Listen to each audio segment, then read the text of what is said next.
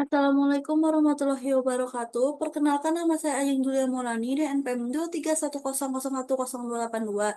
Di sini saya akan mempresentasikan untuk praktikum jaringan komputer yaitu dengan judul komponen hardware pada laptop. Kita langsung aja masuk ke materinya.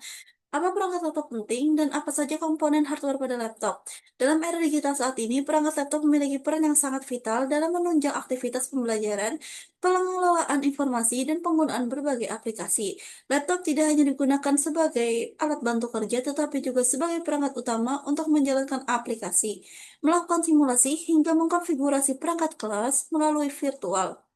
Hardware pada laptop merujuk pada semua komponen fisik yang membentuk sistem komputer atau laptop yang dapat digunakan dan disentuh, dan berbagai pendukung semua operasi pada perangkat. Di sini ada komponen hardware pada laptop. Yang pertama adalah prosesor atau CPU.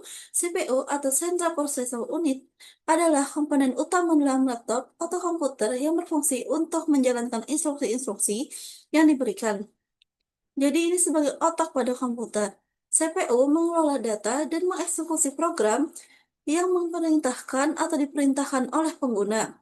Tanpa sebuah CPU, laptop tidak bisa dioperasi.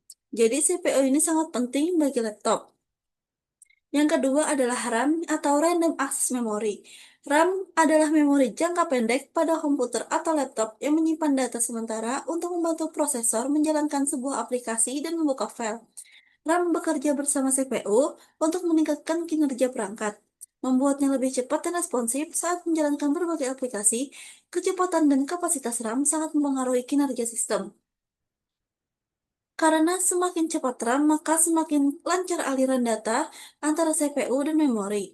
RAM juga memungkinkan multitasking dan penggunaan aplikasi berat seperti multitasking tadi, yaitu pengeditan video, serta membuka file-file yang sangat besar.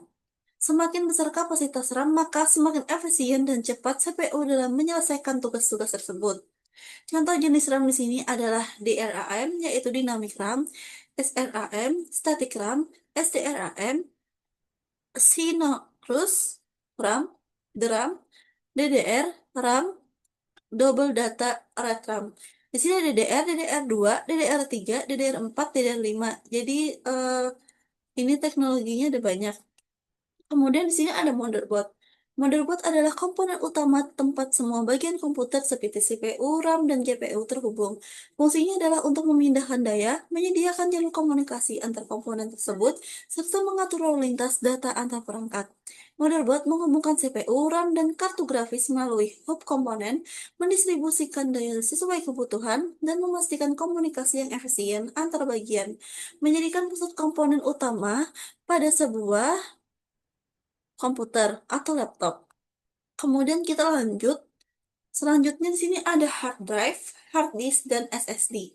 Hard drive adalah perangkat penyimpanan data utama untuk menggunakan cakram berputar. Jadi ini tuh yang menggunakan cakram berputar dan head magnetic untuk membaca dan menulis data.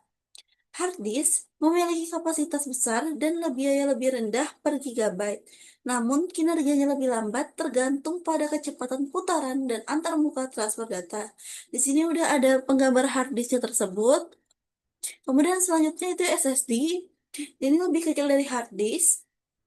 SSD ini adalah solid state drive, menggunakan memori flash NAND tanpa komponen mekanik yang bergerak, sehingga memberikan kecepatan baca atau tulis lebih cepat, waktu boot lebih singkat, dan respon aplikasi yang lebih efisien. SSD ini juga lebih tahan terhadap guncangan dan getaran meskipun biayanya lebih tinggi per gigabyte dibandingkan hard disk. Ya, sini ada kedua, yang pertama ada hard disk, yang kedua ada SSD. Sini udah ya, kita lanjut ke selanjutnya. Sini ada baterai laptop. Baterai laptop menyimpan energi listrik untuk memberikan daya tanpa harus terhubung langsung ke sumber listrik, memungkinkan pengguna portable. Jadi baterai ini umumnya menggunakan teknologi lithium-ion atau lithium polymer (LiPo) yang menawarkan kapasitas besar, umur panjang, serta ukuran lebih kecil dan ringan dibandingkan baterai sebelumnya seperti nikel kadmium (NiCd) dan nikel metal hydride (NMH). Ini adalah contoh gambar baterainya di ujung sini. Oke, lanjut. Sini ada GPU atau Graphic Processing Unit.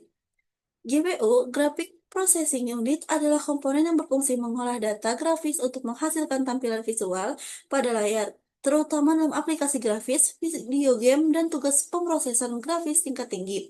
GPU mempercepat rendering objek 3D, efek visual, dan tampilan grafis kompleks, serta meningkatkan kualitas gambar dan video dengan resolusi tinggi.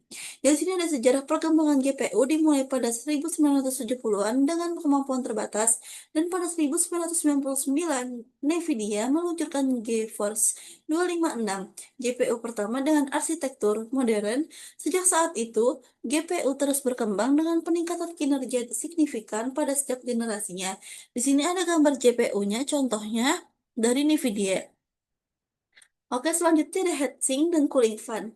Di sini heatsink adalah komponen yang berfungsi mendinginkan CPU dan GPU dengan menyerap panas dan memindahkannya ke udara atau cairan sekitarnya. Heatsink menghindari overheating yang dapat merusak perangkat dan penurunan performa. Terdapat dua jenis heatsink. Yang pertama adalah pasif, menggunakan konduksi dan konveksi, dan aktif, dilengkapi kipas untuk mempercepat pendinginan. Heatsink juga membantu pencegahan kerusakan data akibat overheating. Lalu ada cooling fan pada laptop adalah komponen yang berfungsi untuk mengalirkan udara dingin ke dalam laptop dan mengeluarkan udara panas, guna mencegah overheating dan mencegah suhu perangkat tetap optimal. Di sini heatsink itu berfungsi menyerap dan mengalirkan panas dari komponen elektronik seperti CPU atau GPU ke udara sekitar. Cooling fan berfungsi untuk mempercepat proses pendinginan dengan mengalirkan udara dingin ke dalam dan mengeluarkan udara panas dari perangkat. Baik, selanjutnya ada display layar. Layar laptop bertanggung jawab untuk menampilkan gambar, teks, dan visual lainnya. Layar umumnya menggunakan teknologi LCD, LED, atau OLED, dengan piksel yang menyusun gambar yang terlihat oleh pengguna. OLED menawarkan gambar lebih kaya dan kontras lebih tinggi dibandingkan LCD atau LED. OEI. Selanjutnya sini ada optical drive, CD, DVD drive. Ini adalah contoh gambarnya, tetapi di laptop sekarang itu sangat jarang ada optical drive-nya. Jadi optical drive ini atau optical disk drive (ODD) adalah perangkat keras yang digunakan untuk membaca dan menulis data pada optical disk seperti DVD, CD, atau Blu-ray disk. Dengan memanfaatkan sinar laser yang berfungsi untuk membaca informasi yang terekam di permukaan disk, kemudian memantulkan sinar laser tersebut kembali ke perangkat dan mengubahnya menjadi data digital yang dapat dibaca oleh komputer atau perangkat lainnya. Optical disk sekarang sangat jarang ada di laptop yang terbaru seperti tadi telah saya sampaikan. Baik, selanjutnya kita ke Network Interface Card (NIC). Interface Card (NIC) adalah perangkat keras yang menghubungkan komputer atau laptop ke jaringan, baik LAN maupun internet. Melalui koneksi LAN, Ethernet, atau nirkabel, NIC berfungsi mengirim dan menerima data antar perangkat di jaringan dan memiliki alamat MAC unik untuk diidentifikasi. Terdapat dua jenis NIC fisik, yaitu kartu sirkuit pada motherboard dan logis perangkat lunak tanpa bentuk fisik. Ini adalah contoh NIC atau Network Interface Card. Baik, selanjutnya di sini ada keyboard dan touchpad. Keyboard pada laptop adalah perangkat input utama untuk mengetik perintah atau data dengan beberapa model dilengkapi fitur backlight. Jadi ada fitur backlightnya tadi.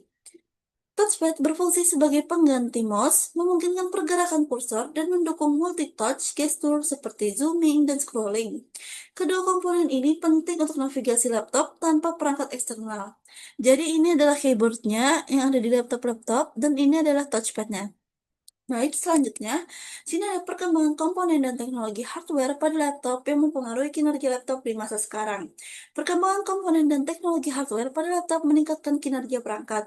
CPU dengan teknologi multi-core mendukung multitasking lebih cepat, sementara RAM yang lebih besar dan cepat meningkatkan responsivitas.